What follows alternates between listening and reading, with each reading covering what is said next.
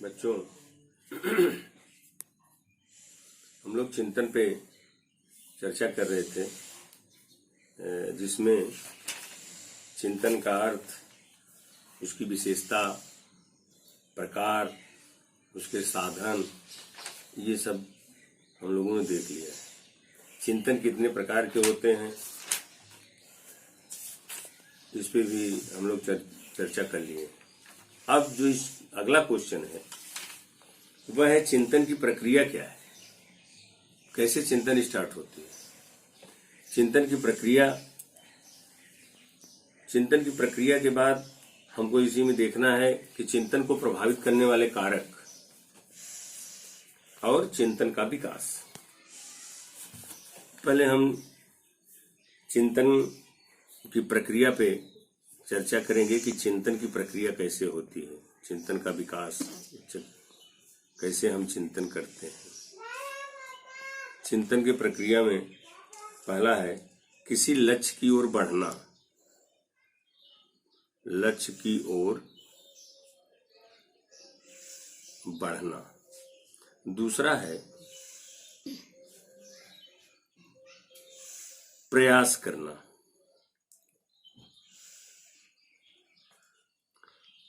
तीसरा है पूर्व अनुभवों का स्मरण। चौथा है अनुभवों को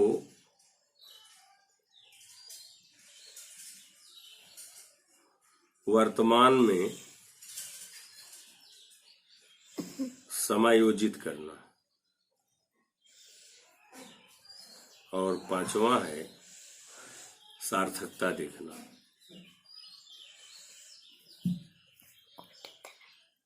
ये चार जो है चिंतन की प्रक्रिया है। आइए इसको हम लोग क्रम से देख लेते हैं। व्यक्ति के सामने जब किसी प्रकार की कोई समस्या आती है तो उसका समाधान करने के लिए हम चिंतन करते हैं। ऐसा हम पहले भी सुन चुके हैं और हमारी परिभाषाओं से भी स्पष्ट है, जो परिभाषाएं दी गई हैं। तो सबसे बड़ी दिक्कत ये होती है कि जब तक हमारे सामने, परिभाषा को आप ध्यान दें तो परिभाषा में कहा गया है कि चिंतन जो है किसी समस्या से स्टार्ट होता है। चिंतन हम कब प्रारंभ करते हैं? जब हमारे सामने कोई समस्या आ जाती है। चिंतन समस्या से उत्पन्न होती है और समस्या समाधान पर समाप्त होती है। तो पहला जो है चिंतन की प्रक्रिया में पहला स्टेप जो हम करते हैं कि हमारे सामने कोई समस्या आती है और उसको प्राप्त करने के लिए हम उन्मुख होते हैं, उसकी तरफ अग्रसर होते हैं। उस समस्या के समाधान के लिए हम चिंतन करना प्रारंभ करते हैं। तो चिंतन की पहली प्रक्रिया क्या है? किसी लक्ष्य की ओर उन्मुख होना, लक्ष्य प्राप्ति के लिए आगे बढ़ना। दूसरा है प्रयास करना। व्यक्ति अपने लक्ष्य को प्राप्त करने के लिए हमेशा परेशान होता है जब तक उसके लक्ष्य की प्राप्ति नहीं हो पाती। लेकिन लक्ष्य की प्राप्ति मात्र लक्ष्य की तरफ उन्मुख होने से ही नहीं होगी, बल्कि उसके लिए हमें प्रयास करना पड़ेगा, सतत प्रयत्नशील रहना पड़ेगा। तो चिंतन की दूसरी प्रक्रिया होती है कि प्रयासरत होना।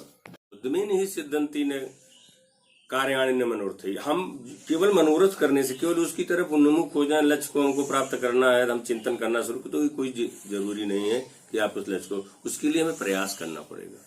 हम हमेशा सतत चिंतनरत रहना पड़ेगा। तीसरा है पूर्व अनुभवों का स्मरण करना।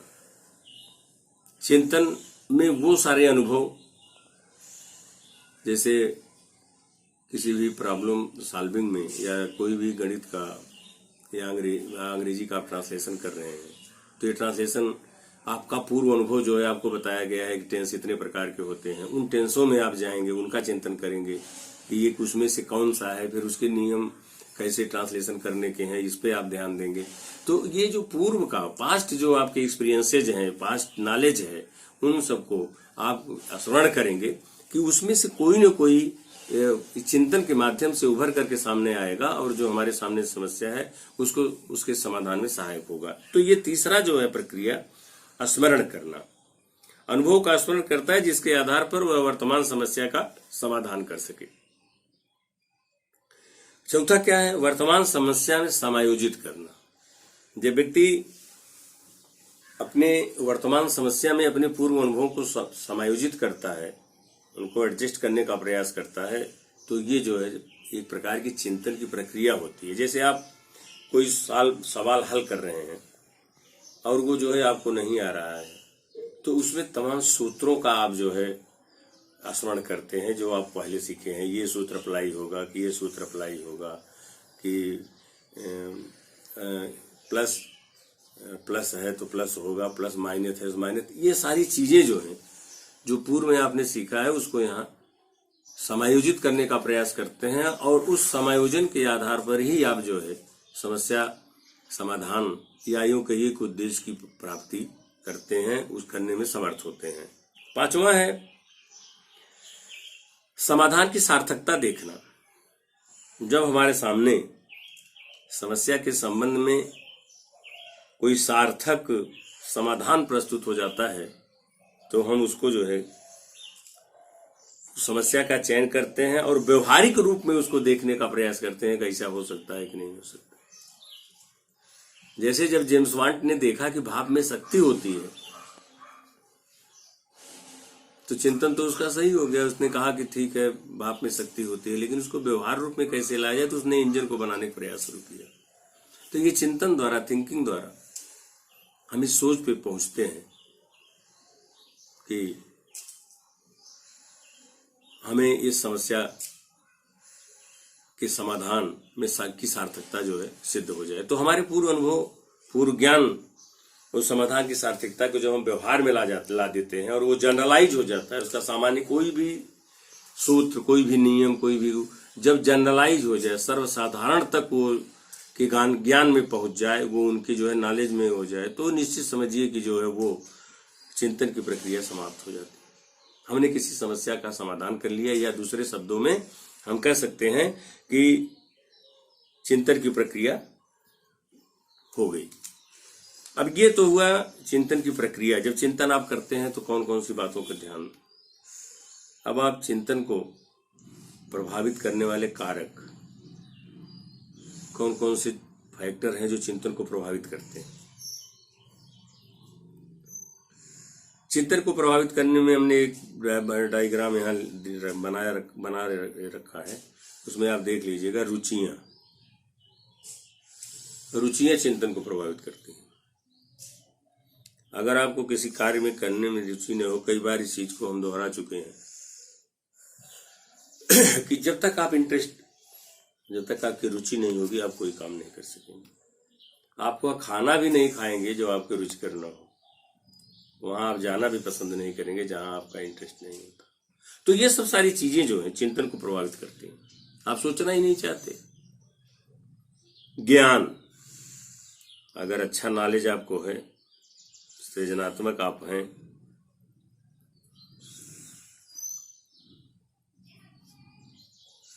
महत्वपूर्ण स्थान ज्ञान का होता है।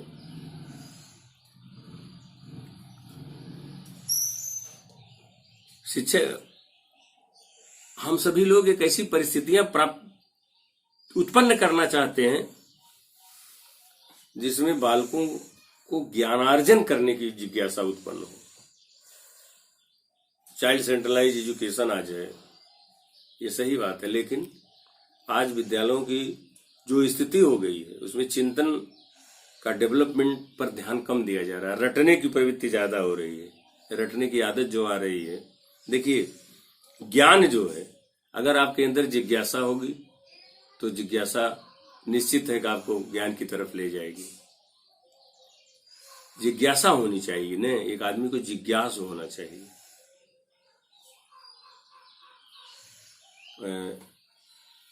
न्यूटन का नियम आपने देखा होगा, उसने उछाला ऊपर, गेंदा नीचे आ गया।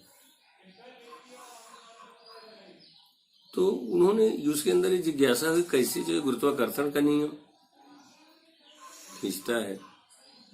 तो इस तरह से हमारे अंदर अगर जिज्ञासा प्रवृत्ति कर दी जाए, बच्चों में अगर ये जिज्ञासा, उनको जिज्ञासु बना दिया जाए, तो निश्चित है कि वो ज्ञान की तरफ अग्रसारित होंगे और ज्ञान से जो है चिंतन बढ़ेगा, चिंतन अच्छा होगा। अगर आपके पास अच्छे ज्ञान नहीं है तो निश्चित है कि आप अच्छी चिंतन नहीं कर पाएंगे। मूल प्रवृत्तियां भी चिंतन को प्रभावित करती हैं। अगर हमारे अंदर विचार की अभिव्यक्ति की स्वतंत्रता नहीं हो, तर्क एवं वाद विवाद के लिए अवसर न दिया जाता हो, प्रेरणा, ध्यान, ये सब सारी चीजें जो हमारी मूल प्रवृत्तियां हैं, उनको भी ध्यान में रखना चाहिए। उन्हीं से जो है ये हमारा चिंतन प्रभावित होता है। तो एक हमने चित्र बना दिया है, उसमें तीनों को हमने दर्शा दिया है कि चिंतन को प्रभावित करने वाले ये कारक हैं। अब जो है चिंतन का विकास कैसे होता है, एक क्वेश्चन और बनता है। तो चिंतन का विकास जो है वो उसको हमने जो है यहाँ कर दिया है। चिंतन का विकास पहला वाद विवाद से, वाद विवाद की अभिव्यक्ति होनी चाहिए। तर्क, वाद विवाद, सामूहिक परिचर्चा आदि से चिंतन करने का अवसर बढ़ता है। इसलिए अगर अच्छी चिंतन करना है, अच्छे चिंतन का विकास कराना है बच्चों में, तो सामूहिक परिचर्चा और वाद विवाद आवश्यक होता है। इसलिए आपके यहाँ देखिए विद्यालयों में एक दिन शनिवार को वाद विवाद प्रतियोगिता रखी जाती है, बाल दिवस मनाए के रूप में। तो आप लोगों को बुलाया जाता है, उसमें कोई टॉपिक दे दिया जाता है, तो आप पक्ष में विपक्ष में ये सारी चीजें होती हैं। तो वाद विवाद द्वारा चिंतन को विकसित किया जाता है। दूसरा है तर्क। वाद विवाद और तर्क दोनों को द्वारा तार्किक अवसर प्रदान करना चाहिए। सामूहिक परिचर्चा में जो है तर्क वितर्क करते हैं लोग कि आज के कार्य इस तरह से तर्क करिए, सोचिए, ये हो सकता है, ये हो सकता है। तो वो तमाम अपने अपने तर्क लोग प्रस्तुत करते हैं। जैसे एक ही समस्या के समाधान के लिए हम दूसरा तर्क देंगे, आप दूसरा तर्क देंगे, उनकी सोच दूसरी होगी। तो इसलिए जो है चिंतन का अगर विकास करना है तो तर्क को स्थान देना पड़ेगा। आलोचनात्मक दृष्टिकोण, आलोचनाएं भी करनी चाहिए। अगर आप आपने अच्छा चिंतन किया है तो उसका भी आपको पारिश्रमिक होना चाहिए, उसकी भी आलोचना होनी चाहिए कि आपने अच्छा किया है। और अगर आपने गलत किया है तो आलोचना हो भी करेगी कि आप गलत किए हैं। तो पॉजिटिव और नेगेटिव दोनों एस्पेक्ट पर आपके फीडबैक को जो है जब आपको बताया जाएगा तो निश्चित है कि आप जो है चिंतन का विकास आप में अच्छा होगा। उम्र के बढ़ने के साथ साथ तर्क शक्ति बढ़ती है और कक्षा में वाद विवाद के दौरान विभिन्न प्रकार के विचार जो उभर करके आते हैं उससे जो है चिंतन का विकास होता है। तो ये जो है चिंतन के इस चैप्टर में जो और क्वेश्चन बनते थे कि चिंतन की प्रक्रिया क्या है, चिंतन को प्रभावित करने वाले कारक कौन कौन से हैं, चिंतन का विकास किन किन स्टेप से होता है, तो ये सारी चीजें जो है आपको बता दिया गया है। अब आगे जो इसमें है ये चिंतन के सिद्धांत। पहला है सूचना प्रक्रमण सिद्धांत का, और इस चैप्टर में सबसे ज्यादा महत्वपूर्ण जो है स्पीयरमैन का सिद्धांत है।